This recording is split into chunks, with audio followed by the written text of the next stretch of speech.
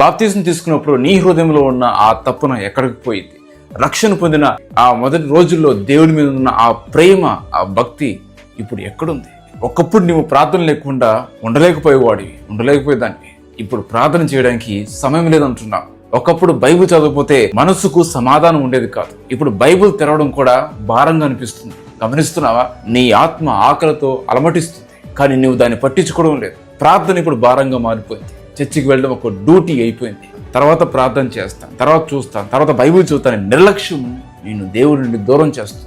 రోమారాసిన పత్రిక 13వ అధ్యాయం 11వ వచనం ఇలా చెప్తుంది, మీరు కాలం నెరిగి నిద్ర మేలుకొని వేలయని తెలుసుకొని అలాగూ చేయడని వాక్యం సెలవిస్తుంది. ఇది నిద్రపోయే సమయం కాదు, ఇది మేలుకొనే సమయం. సోషల్ మీడియాలో గంటలు గడుపుతున్నాం, కానీ ప్రార్థన చేయడానికి ఒక్క నిమిషం కూడా లేదు. జాబ్ అని, స్టడీస్ అని, బిజినెస్ అని ఇవన్నీ కోసం ఎంతో శ్రద్ధతో పనిచేస్తున్నాం, కానీ టైంకి వెళ్తున్నాం, టైంకి పూర్తి చేస్తున్నాం, కానీ దేవుని మందిరానికి ఎంత సమయం ఇస్తున్నాం? దేవుని మందిరంలో ఒక్క పనికైనా ఉపయోగపడుతున్నావా? లేక కేవలం వచ్చి వెళ్ళిపోతున్నావా? ఫ్రెండ్స్కి సమయం ఇస్తున్నావు, కానీ దేవునికి సమయం ఇస్తున్నావా? బైబిల్ శ్రద్ధగా చదివి ఎన్ని రోజులు అవుతుంది? చివరిసారి కన్నీళ్ళు పెట్టుకొని ప్రార్థన చేసిన రోజు గుర్తుందా? ఎన్ని రోజులు అవుతుంది ప్రార్థన చేసి?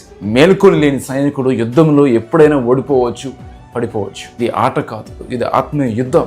శత్రువు నిన్ను నిద్రలోనే ఉంచాలనుకుంటున్నాడు, ఎందుకంటే నువ్వు మేల్కొంటే అతను ఓడిపోతాడు. మళ్ళా మొదటి ప్రేమకు రా.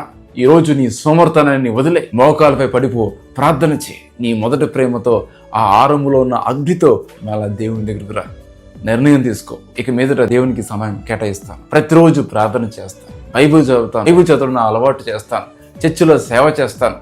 నా ఆత్మ ఆకలితో ఉండనివ్వను. ఆలస్యం చేయవద్దు. ఇదే మేలుకునే సమయం, ఇది తిరిగి వచ్చే సమయం, ఇది దేవుని దగ్గరకు పరిగెత్తే సమయం. God bless you.